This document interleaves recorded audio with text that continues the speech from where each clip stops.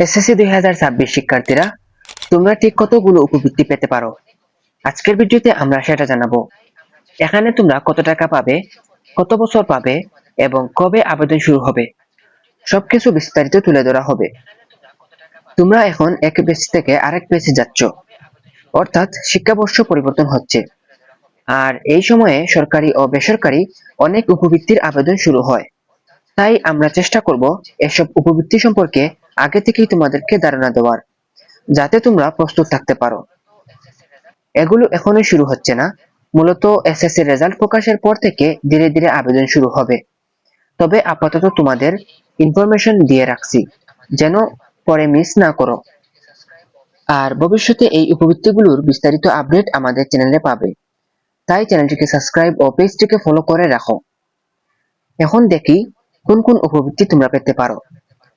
প্রথমেই রয়েছে মেধাবৃত্তি বা সাধারণ বৃত্তি।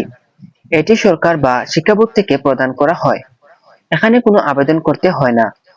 তোমাদের এসএসসি রেজাল্টের ভিত্তিতে সরাসরি শিক্ষার্থী নির্বাচন করা হয়। এই বৃত্তির মেয়াদ সাধারণত 2 বছর।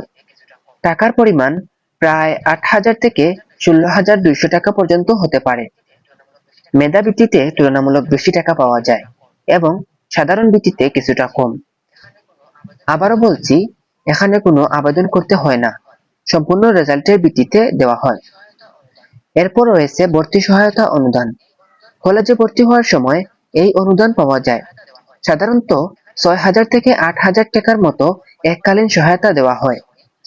এখানে অনলাইনে আবেদন করতে হয়। রেজাল্টের পর কলেজ ভর্তি কার্যক্রম শুরু হওয়ার সময়ই আবেদন শুরু হয়। এই সহায়তা প্রদান করে প্রধানমন্ত্রী শিক্ষা সহায়তা ট্রাস্ট থেকে। এরপরে আসি বেসরকারি উপবৃত্তিতে। সবচেয়ে বড় বেসরকারি উপবৃত্তির মধ্যে একটি হলো ডাচ বাংলা ব্যাংকের স্কলারশিপ, অর্থাৎ ডিবিবিএল স্কলারশিপ। এই উপবৃত্তির জন্য অনলাইনে আবেদন করতে হয়। এখানে শিক্ষার্থীরা প্রতি মাসে 2,500 টাকা করে পায়, অর্থাৎ 2 বছরে প্রায় 60,000 টাকারও বেশি পাওয়া যায়। এছাড়া বই খাতা ও পোশাক বাবদ অতিরিক্ত টাকা দেওয়া হয়। সব মিলিয়ে প্রায় 67,000 টাকার মতো সহায়তা পাওয়া সম্ভব। এই স্কলারশিপের আবেদন সাধারণত রেজাল্ট প্রকাশের কিছুদিন পর শুরু হয়। প্রতি বছর লাখ লাখ শিক্ষার্থী আবেদন করে।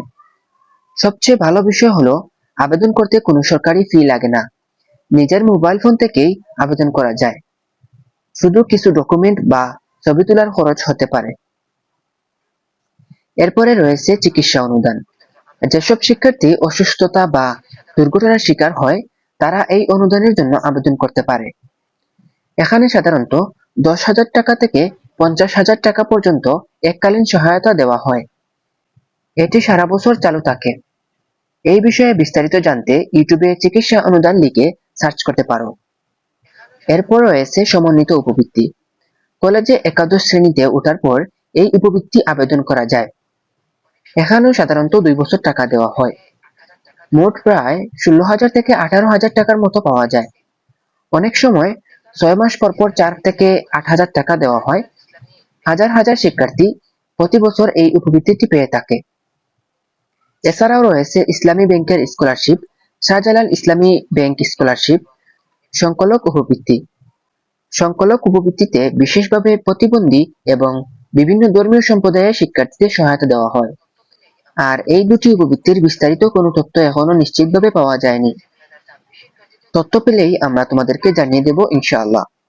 সব মিলিয়ে এসএসসি 2026 শিক্ষার্থীদের জন্য সামনে অনেক ভালো সুযোগ আসছে। তাই নিয়মিত আপডেট পেতে আমাদের সঙ্গেই থাকো এবং সময় মতো আবেদন করো।